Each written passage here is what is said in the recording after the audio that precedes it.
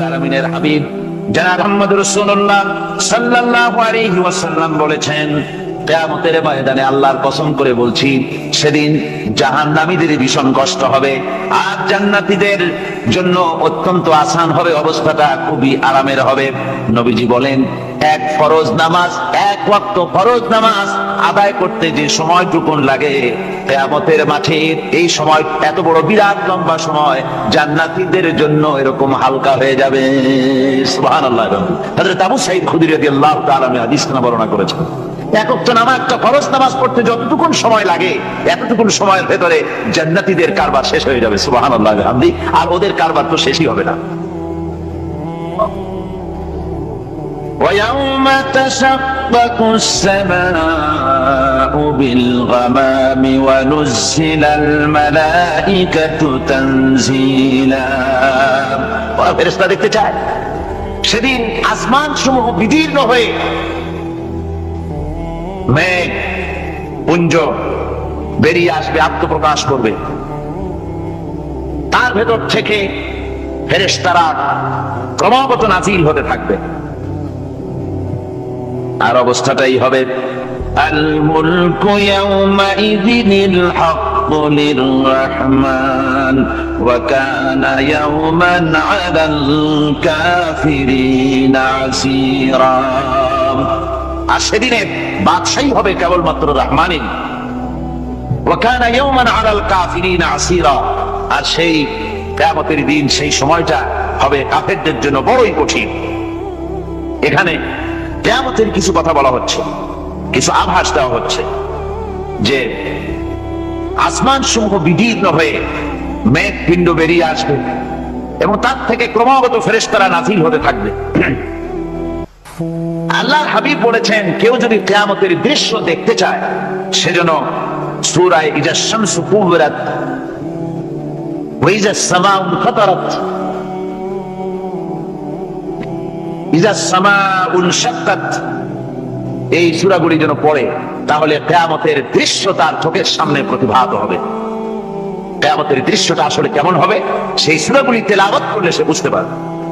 যেমন আল্লাহ পাক বলছেন, ইজাস সামাউ ফাতারাত ওয়া ইযাল কাওয়াকিবু তাসারাত ওয়া ইযাল বিহারু ফুজ্জিরাত ওয়া ইযাল কুবুরু বুসিরাত। যখন আকাশসমূহ চূর্ণ বিচূর্ণ হয়ে যাবে আর তারকাসমূহ বিক্ষিপ্ত হয়ে পড়বে, সমুদ্র মহাসমুদ্রগুলি দীর্ণ বিদীর্ণ হয়ে যাবে, কবরগুলি সব উৎকীর্ণ করে দেবে, তার মধ্যে যা আছে সে সবগুলি।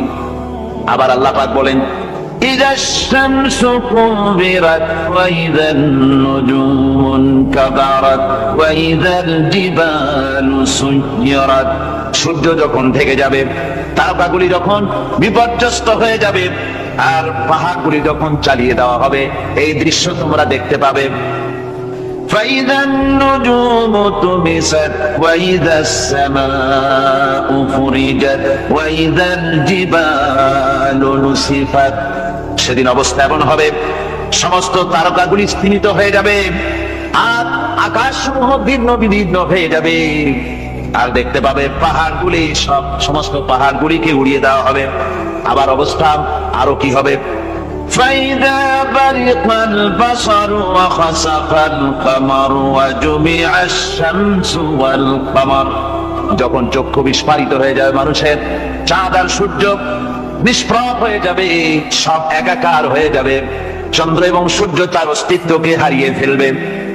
শুধু তাই নয়, ওয়াহুমিলাতিল আরদু ওয়াল জিবালু ফাদুক্কাতা দাক্কাতাও ওয়াহিদা।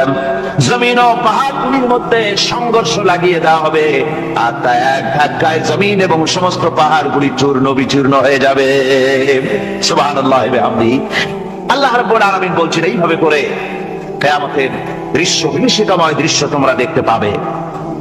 আর সেদিনের রাজত্বটা কার হবে? আল মুলকু ইয়াউমাইযিনিল হাক্কু লির-রাহমান। সেদিনের রাজত্ব হবে কেবলমাত্র রহমানের। অর্থাৎ সব কৃত্রিম বাদশাহী দেখে তোমাদের চোখে ধাঁধা লেগে গিয়েছে, তোমাদেরকে দুনিয়ার বাদশাহী দেখে তোমরা ধোঁকায় পড়ে গিয়েছো, এসব বাদশাহী কিছুই টিকবে না সেদিন। সেদিন শুধু বাদশাহী থাকবে একমাত্র আল্লাহ পাকের। কার থাকবে বাদশাহী? যারা বলেন কার? আল্লাহ রাব্বুল আলামিন যখন কিছুই থাকবে না ঘোষণা করবেন লিমানিল মুলকুল ইয়াউম লিল্লাহিল ওয়াহিদুল কাহ্হার। আজকে কার রাজত্ব?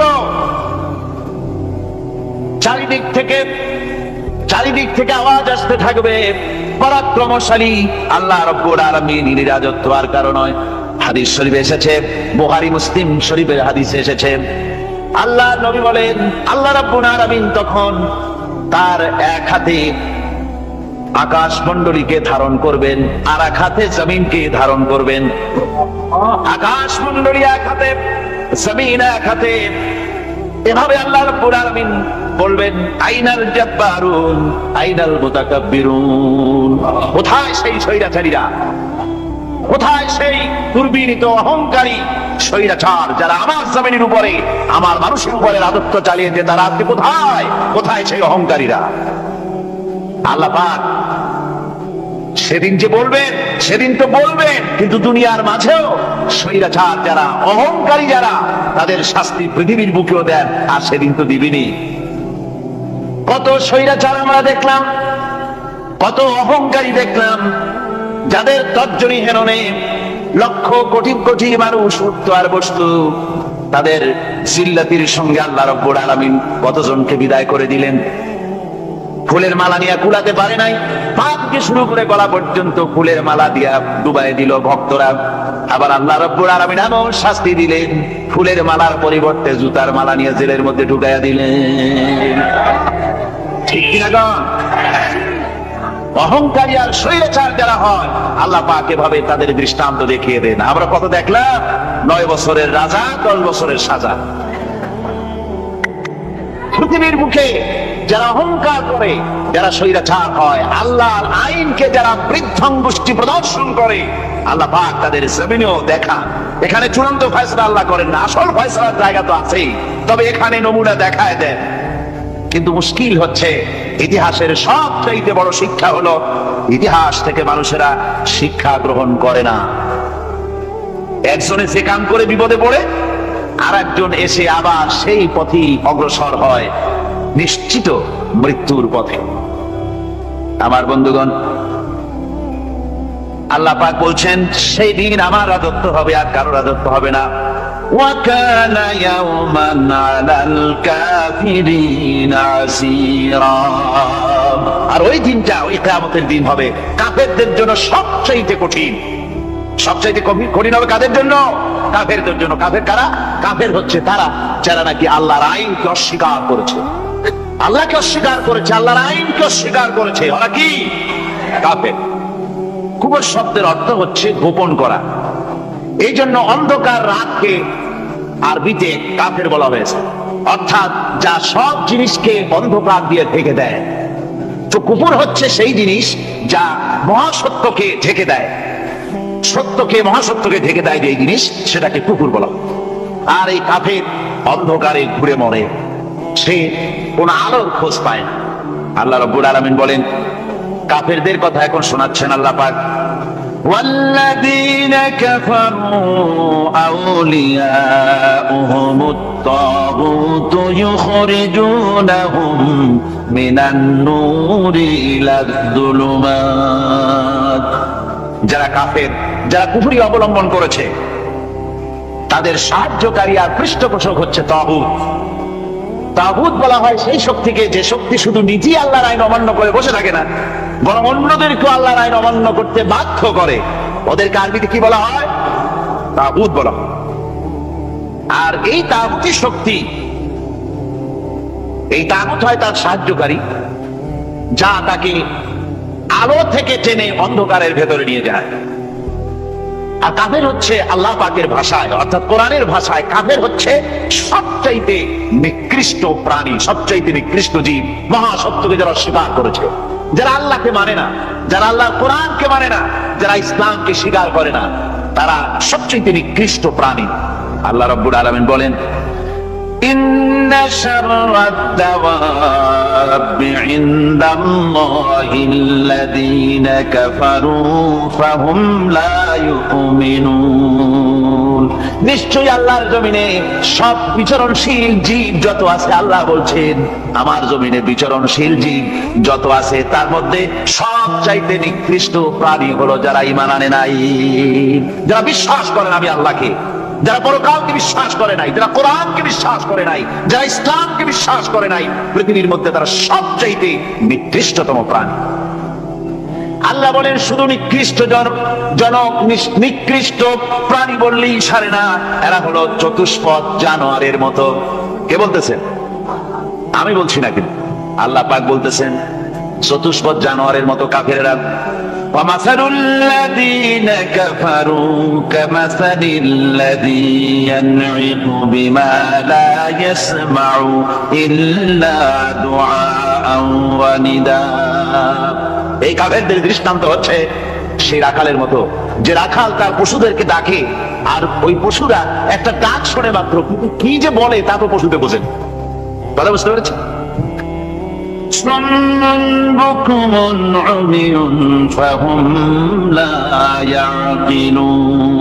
এরা বোবা, এরা বধির, এরা অন্ধ, এ কারণেই কোনো কথা বোঝে না। এরা চতুষ্পদ জানোয়ারের চাইতেও নিকৃষ্ট। যাদেরকে আমি আল্লাহ বলেন, যাদেরকে আমি চোখ দিলাম, চোখ থাকতে হক দেখলো না, সব দেখলো, হক দেখে নাই চোখ দিয়া, এই চোখ দিয়া সব দেখলো, নারীর সৌন্দর্য উপভোগ করলো আর নারীর অঙ্গ প্রত্যঙ্গ নিয়ে নানা ধরনের গল্প লিখলো, কবিতা লিখলো, কিন্তু এই সৌন্দর্য যিনি দিলেন তারেও চিনল না। আছে না কত কবি আমাদের দেশে?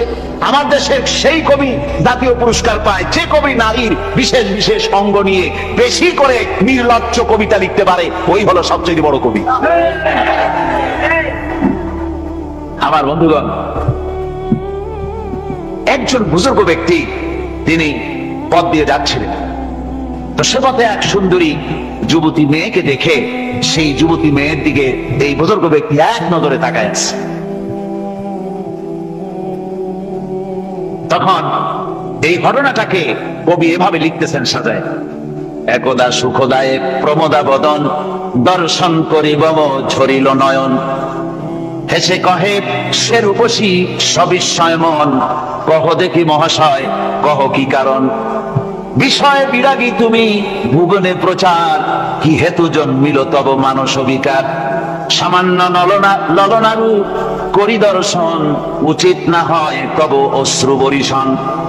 বুজুর্গ ব্যক্তি ওই মহিলার দিকে তাকিয়ে তাকিয়ে কাঁদতেছেন। সুন্দরী মহিলা বলেন, আল্লাহর বুজুর্গ বান্দা, আপনি এলাকার ভিতরে বুজুর্গ এবং পীর হিসাবে, বুজুর্গ ব্যক্তি হিসাবে আপনি বিখ্যাত। আজকে আমাকে এখানে দেখে আপনি আমার দিকে তাকায় আমার রূপ উপভোগ করতেছেন আর কাঁদতেছেন। আপনার মতো সংসার বিরাগী মানুষ আমার মতো একটা সুন্দরী মেয়েকে দেখে ভাবে কাঁদা ঠিক না। বুজুর্গ ব্যক্তি বলছেন, হেসে কহিলাম বালে করহ শ্রবণ, নেত্র ঝরে তবু হেতু ভেব না এমন, যে শিল্পী রচিল ওই সুধাংশু বদন, তাহার তরে ঝরে নেত্র নয়নে জীবন। আল্লাহর বান্দি, আমি তোমাকে দেখি কান্দি না, আমার চোখে পানি বেরিয়ে গেছে। তোমারে দেখে আমি মনে মনে ভাবলাম, এত সুন্দর করে যিনি মানুষ বানিয়েছেন, না জানি ওই আল্লাহ রব্বুল আলামিন কত বড় সুন্দর। আমার ভাইরা, সুতরাং চোখ থাকতে ওরা আল্লাহ রাব্বুল আলামিনের কুদরত ওরা দেখে নাই, কান থাকতে কোরআনের আওয়াজ ওদের কানের মধ্যে ঢোকে নাই, বিবেক থাকতে আল্লাহর দ্বীনকে বুঝতে পারে নাই, চিন্তা করতে পারে নাই। আল্লাহ রাব্বুল আলামিন বলেন, উলাইকা কাল্লানাম, এরা হলো চতুষ্পদ জানোয়ার, বালহুম আদাল। শুধু জানোয়ার না, জানোয়ারের চাইতেও নিকৃষ্ট। এমনই জানোয়ার, আল্লাহ বলেন শুধু জানোয়ার না, জানোয়ারের মতো শুধু খায় জনমের মতো। والذين كفروا يتمتعون ويأكلون كما تأكل الأنعام। এই কাফেরগুলির কাম শুধু ফুর্তি করা, গান বাজনা, নাটক, গল্প, এই সব কাজ তাদের। নামাজ নাই, রোজা নাই, আল্লাহ চিন্তা নাই, তাহাজ্জুদ নাই, পরেজগারি নাই, শুধু গান আর নাচ। দেখেন না ফুর্তি। এই যে 1 জানুয়ারি রাত 12টার সময় আমার ঘুম ভেঙে গেল, এই যেখানে আমি ছিলাম, বিকট আওয়াজ। আমি মনে করলাম পাশের বাড়ি বুঝি ডাকাত পড়ছে। পরে বাড়িওয়ালা আমাকে বললেন যে ডাকাত না, বোধহয় এই নিউ ইয়ার সেলিব্রেট হচ্ছে, নতুন বৎসর উদযাপন হচ্ছে, বোমা দিয়ে শহরবাসীর আরামের ঘুম হারাম করে এগুলি করা হচ্ছে। এ তো গেল 1 জানুয়ারি। আর যখন আমাদের নিজেরটা যখন আসে, অর্থাৎ 1 বৈশাখ, তখন দেখছেন অবস্থা 1 বৈশাখে। এবছর আমাদের দেশে 1 বৈশাখে ঢাকায় যে দৃশ্য আমি টিভির মধ্যে দেখলাম, তাতে আমার মনে হয়নি যে 12 কোটি মুসলমানের দেশে রাজধানীতে এই দৃশ্য হচ্ছে। আমার মনে হচ্ছে এটা বুঝি কলকাতা অথবা অন্য কোনো শহর হবে। আমি দেখলাম সমস্ত যুবক যুবতী, নারী পুরুষ, বিভিন্ন বয়সের লোক সব একসঙ্গে রাস্তায় নেমেছে, নাচতেছে। তার মধ্যে বুদ্ধিজীবী আছে, শিক্ষিত লোক আছে, সমানে নাচতেছে। আর তাদের মুখোশ পরা, বানরের মুখোশ, কুকুরের মুখোশ, শুকরের মুখোশ, ঘোড়ার মুখোশ, পাপি শিয়ালের মুখোশ, এই মুখোশ পরে এভাবে নাচতেছে। আমি চিন্তা করলাম নববর্ষের সাথে কুত্তার মুখোশের সম্পর্ক কি? নববর্ষের সাথে পাখি শ্রীগালের মুখোশের সম্পর্ক কি? তাহলে ওরা কি বলতে চায় যে আগামী বছরটা আমরা কুত্তার ভূমিকায় অ্যাক্টিং করব, অথবা শ্রীগালের মতো ধূর্তামি করবো জাতির সাথে? তারপরে কি করলো? সকাল বেলায় যুবক যুবতী 1 বৈশাখ সূর্য উদয়ের আগে রমনা লেকের পাড়ি গিয়ে সব দাঁড়িয়েছে বাসন্তী রঙের শাড়ি পরে। তারপরে সেখানে দাঁড়িয়ে সূর্য উদয়ের পরে তাকিয়ে সকাল বেলায় ভাবে করজোর করে বলছে, এসো হে নববৈশাখ স্বাগতম হে। নববৈশাখ অলক্ষে বোধহয় এটা শুনে বলতেছে, বাবাজিরা আমারে ডাকতেছো, অপেক্ষা করো, আমি আসতেছি। আমারে ডাকতেছো, আমি আসতেছি, কোমরে গামছা বেঁধে আসতেছি, 225 মাইল স্পিডে আসতেছি, 30 ফুট উঁচু জলোচ্ছ্বাস নিয়ে আসতেছি, নববৈশাখের মজা সাত জায়গায়। আমার ভাইরা, মুসলমান নববর্ষ উদযাপনের সাথে মুসলমানের কিসের সম্পর্ক? মুসলমান যদি এই দিন উদযাপনই করে, তাহলে তাকে করতে হবে ফজরের নামাজ পড়বে। মুসলমান নববর্ষ উদযাপন করবে, ফজরের নামাজ পড়বে, তারপরে কোরআন শরীফ তেলাওয়াত করবে, দরুদ শরীফ পড়বে, আল্লাহর দরবারে হাত তুলে বলবে, রব্বুনা রাব্বিন, 21 বছর পার করে দিলাম, নাফরমানি ছাড়া কিছুই তো করি নাই, বিগত বছরে যা করেছি মাফ করে দাও, আগামী বছরটা গোটা জাতি আর দেশের জন্য কল্যাণকর মঙ্গলময় করে দাও। এটাই তো বলা উচিত ছিল নাকি বলে? তা না করে, তা না বলে, বৈশাখের পরিচালককে না দেখে সরাসরি বৈশাখকে আহ্বান করা হয়েছে। আর বৈশাখ আহ্বান করার মজা জনমের মতো দেখাই দিয়েছে আল্লাহ রাব্বুল আলামিন। তাই বলেন, কাফেররা তাদের কাজ হলো শুধু খাওয়া, তারা এমন খাওয়া খায়, জনমের মতো খায়। ইয়াকুলুনা কামা তাকুলুল আনাম, জানোয়ারে যেমন খায় ওই রকম খায়। তার মানে খায়, একটু বিসমিল্লাহ কয় না, খায় যখন ছেড়ে দেয় তখন আলহামদুলিল্লাহ বলে না, মা ভাইতে খায়, আবার মা ভাইতে খায়, ডাব একটা কাটলো, বিসমিল্লাহ নাই, খাইলো, 2-4 ঢোক খাইয়া পুরা ডাবটারে ফেলাই দিল। ডাবটা কি তোমার বাজান তৈরি করছিল নাকি? একটু বিসমিল্লাহ বললা না, একটু শুকরিয়া আদায় করলাম। আমি গত এই ডিসেম্বর গেল, ডিসেম্বরের 16 তারিখ আমেরিকা থেকে এসেছি। ওখানে দেখলাম তারা প্রতি নভেম্বর মাসের শেষ বৃহস্পতিবার থ্যাঙ্কস গিভিং ডে অবজার্ভ করে। তা আমি জিজ্ঞেস করলাম, থ্যাঙ্কস গিভিং ডে জিনিসটা কি? ওরা বললো, এটা হচ্ছে এই যে গড আমাদেরকে সারা বছর ভালো খাওয়াইছে, আমাদেরকে ভালোভাবে পড়াইছেন, সুন্দর রেখেছেন, এই জন্য আমরা গডকে থ্যাঙ্কস দেই নভেম্বরের এই শেষ দিনটিতে। সারা বছরের ভালো খাইছি, ভালো থাকছি, এই জন্য গভর্নমেন্টকে মানে গডকে থ্যাঙ্কস দিলাম। আমি আমার আলোচনায় সেখানে বললাম যে দেখেন, রাশিয়ার সাথে আমেরিকার পার্থক্য তো এখানে, ওরা গডকে অস্বীকারই করেছে, গডই মানে না। আর এরা গডের নামাজ রোজা বা ইবাদত কিছু করুক আর না করুক, গডের অন্তত একটা ধন্যবাদ দেয়। ওরা ওদের ডলারে লিখেছে, ইন গড উই ট্রাস্ট, প্রত্যেকটা ডলারে লেখা আমরা গডে বিশ্বাস করি। তো শুকর আদায় করলে তো আল্লাহ বাড়িয়ে দিবেন। আল্লাহ রাব্বুল আলামিনের সুন্নাত হলো শুকর যদি কেউ আদায় করে আল্লাহ বাড়িয়ে দেন, লা ইন শাকারতুম লা আযীদান্নাকুম ওয়া লা ইন কাফারতুম ইন্না আযাবী লাশাদীদ। আমার নিয়ামতের শুকর যদি আদায় করো আমি বাড়ায় দেব, আর যদি নিয়ামতের শুকর আদায় না করো তাহলে মস্ত বড় শাস্তি তোমাদের জন্য রেখেছি। তো আমেরিকা শুকর আদায় করে নিজেরা খাইয়া, কিন্তু ওদের জমিন হলো বিশাল জমিন। আমি কয়েকবার গিয়েছি, বহু স্টেট সফর করেছি।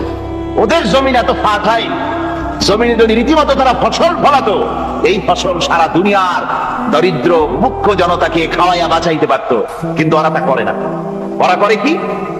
ওরা মুনাফার হার, বাজার দর ঠিক রাখার জন্য নির্দিষ্ট পরিমাণ জমিনের ফসল ফলায়, কিন্তু জমিন এতই উর্বর, ওদের মেজারমেন্ট করা, মাপ করা, হিসাব করা ফসল হয় না, ফসল হয় বেশি। তখন বাড়তি ফসলকে তারা প্রতি বছর লক্ষ লক্ষ টন আলু আর গমকে তারা সমুদ্রে নিক্ষেপ করে না। তাদের আলু এবং গম সেই সময় তারা নিক্ষেপ করে সমুদ্রে যখন ইথিওপিয়া, সুদানে মানুষ না খেয়ে মরছে। পৃথিবীর বিভিন্ন দেশে মানুষ ক্ষুধার যন্ত্রণায় যখন চিৎকার করছে, আর তাদের এই চিৎকারে আকাশ বাতাস ভারী হয়ে যাচ্ছে, তখন ওরা এই কামটি করছে। তাই আমি প্রথম দিন বলেছিলাম যে রাশিয়া যেমন খান খান হয়েছে, অস্তিত্ব বিলুপ্ত হয়েছে আল্লাহর সাথে নাফরমানি করার কারণে। আপনারা বলতে পারেন কমিউনিজম কি একটা সহজ ব্যাপার? একটা বিরাট শক্তি পৃথিবীর মুখে, কত দেশ তারা ডমিনেট করতেছিল। কোন যুদ্ধ নাই, কোন রক্তপাত নাই, বিনা ধাক্কায়, বিনা বাতাসে, বিনা ঝড়ে বিশাল মহিরুহু চিৎপটান। এটা হলো কেন? কেন হলো রাশিয়ার এই দশা? আমি লালদিঘির ময়দানে বলে গেছিলাম, আমি চিন্তা করে যেটা পাইছি সেটা হচ্ছে দুনিয়ার সমস্ত মতবাদ আল্লাহকে কোনো না কোনো প্রকারে স্বীকার করে। তার কথা মানুক আর না মানুক, আছে একটা কিছু, এতটুকু বলে যে আল্লাহ আছেন বা গড আছে বা একটা কিছু আছে। কমিউনিজম, সমাজতন্ত্র হলো পৃথিবীর একমাত্র নিকৃষ্ট মতবাদ, যে মতবাদ সরাসরি আল্লাহকে অস্বীকার করেছে, বলেছে আল্লাহ নাই, দেয়ার ইজ নো গড। তারা ধর্ম কাফির বলেছে। আল্লাহ পাক তাই কোন যুদ্ধ ছাড়া, কোন মারামারি ছাড়া, কোন রক্তপাত ছাড়া এই বিশাল শক্তিকে উৎকারে উড়িয়ে দিলেন, তুলার মতো হয়ে। ওটা রাশিয়া তুলার মতো হয়ে, পেঁচা তুলা, ধোনা তুলার মতো হয়ে সব উড়ে চলে গিয়েছে, অস্তিত্ব বিলুপ্ত হয়ে গিয়েছে।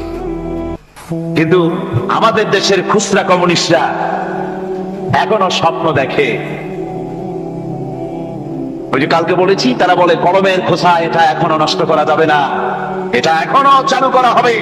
এখনো চীনে আছে, এখনো কিউবায় আছে। ওই কিউবা থেকে, চীন থেকে ফিদেল কাস্ট্রোর একটু আওয়াজ শোনে, চীন থেকে মিস্টার ব্যাং নাকি জানি না, ব্যাং এর আওয়াজ শুনে, আর তাই মনে করে এ বুঝি সমাজতন্ত্রের বিজয়ের গান। না, চীন থেকে আর কিউবা থেকে যে আওয়াজ আজকে উঠতেছে, এই আওয়াজ সমাজতন্ত্রের বিজয়ের আওয়াজ নয়, এটা হলো সমাজতন্ত্রের মরণ যন্ত্রণার গোঙানির আওয়াজ। কাজেই এরা দুনিয়ার বুকে শুধু আনন্দ এবং ফুর্তি করে, আল্লাহকে চিনতে তারা ব্যর্থ হয়েছে। আল্লাহ রাব্বুল আলামিন বলেন, অবিশ্বাসীদের কৃতকর্ম, তাদের কাজগুলি, তাদের কর্মফল সব নিষ্ফল হয়ে যাবে। ওয়াল্লাযীনা কাফারু আ'মালুহুম কাসারাবিন বিকিআতিন ইয়াহসাবুহুল যামআনু মা। আল্লাহ পাক বলেন, কাফের যারা, অবিশ্বাসী যারা, যারা আমাকে অস্বীকার করেছে, অবিশ্বাস করেছে, তাদের আমলগুলি হলো মরুভূমির মধ্যে মরীচিকার মতো। মরুভূমির মরীচিকা, মানুষ যখন মরুভূমির ভিতর দিয়ে যায়, পানির পিপাসা লাগে, দূরে দেখে পানি চিকচিক করতেছে, আর ওই মরীচিকা যেটাকে সে পানি মনে করেছিল, হাত্তা ইযা জাআহু লাম ইয়াজিদহু শাইআ, যেটাকে সে পানি মনে করে ছুটতেছিল, যখন কাছে গেল আল্লাহ পাক বলেন কিছুই সেখানে পায় না, শুধু মরীচিকা, বালু আর বালু। এরকম করে যারা আমার দিনকে অস্বীকার করেছে, আমাকে অস্বীকার করেছে, তারা যত ভালো কাজ করুক আর যাই করুক না কেন, তাদের কৃত কর্মগুলি এভাবে সব নিষ্ফল। এ হলো এক কথা। 2 নম্বরের কথা হলো ওরা মনে করেছিল সমাজতন্ত্র শান্তি দেবে, কমিউনিজম শান্তি দেবে, সোশ্যালিজম শান্তি দেবে, ক্যাপিটালিজম শান্তি দেবে। এই শান্তির চিন্তা করে অগণিত মানুষকে হত্যা করে সমাজতন্ত্রের রাজত্ব যখন কায়েম করলো, 70 বছরও চলে গেল। তারপরে তারা দেখলো হাত্তা ইদা জাহু লাম ইয়াজিদহু শাইআ, কিচ্ছুই পেল না। তারা ক্ষুধার যন্ত্রণায় মরলো, কাপড় নাই, খাবার নাই। তারা ওই রাশিয়া থেকে, চেকোস্লোভাকিয়া থেকে, যুগোস্লাভিয়া দিয়া, রোমানিয়া থেকে, হাঙ্গেরি এবং পোল্যান্ড আর মঙ্গোলিয়া থেকে সেখানে সমাজতন্ত্র তাড়াতে আমরা যাই নাই। আমরা সেখানে সমাজতন্ত্রের বিরুদ্ধে তাফসীর করি নাই, ব্যাখ্যা করি নাই, বক্তব্য রাখি নাই। ওই সব দেশ থেকে সমাজতন্ত্র তাড়াইছে কে? তারা দাঁড়িয়েছে? না না, ওরা নিজেরাই, সেই দেশের জনগণই এটাকে উৎখাত করেছে তাদের জমিন থেকে। আল্লাহ পাক বলছেন, যারা আমার দিনকে, আমার বিধানকে যারা অস্বীকার করবে, তারা এই অস্বীকারী অবস্থায় যদি মৌত হয়, আমার সমাজতন্ত্রী কোনো ভাই যদি মাহফিলে থাকেন, কমিউনিস্ট কোনো ভাই যদি মাহফিলে থাকেন, তাহলে শুনুন আল্লাহ কি বলতেছেন। আল্লাহ দিনকে, আল্লাহর কোরআন পূর্ণাঙ্গ জীবন বিধান, অর্থনীতি আছে, সমাজনীতি আছে, রাজনীতি আছে, কথা যারা বিশ্বাস করে না, কোরআনকে শুধুমাত্র নামাজ, রোজা, হজ, যাকাত আর বেহেশত দোজখ যারা মনে করে, জীবন ব্যবস্থা মনে করে না, এই অবস্থায় যদি মারা যায়, আল্লাহ রাব্বুল আলামিন বলেন, ইন্নাল্লাযীনা কাফারু ওয়া মাতু ওয়া হুম কুফফারুন উলাইকা আলাইহিম লা'নাতুল্লাহি ওয়াল মালাইকাতি ওয়ান নাসি আজমাইন। আল্লাহ রাব্বুল আলামিন বলেন, আমাকে অস্বীকার করার অবস্থায়, আমার দ্বীনকে, বিধানকে অস্বীকার করার অবস্থায় যদি মৌত হয়ে যায়, তাহলে আল্লাহ, ফেরেশতা এবং तमाम পৃথিবীবাসীর অভিসম্পদ তার উপরে হতে থাকে, লানত হতে থাকে। খালিদিনা ফিহা লা ইউখাফফাফু আনহুমুল আযাবু ওয়া লা হুম ইউনজারুন। এই অভিসম্পদ অবস্থায় তারা সব সময় লিপ্ত থাকবে, না তাদের আযাবকে কমায় দেওয়া হবে, আর না তাদের কোন রকম অবকাশ দেওয়া হবে। এখন আরো মজবুত কথা।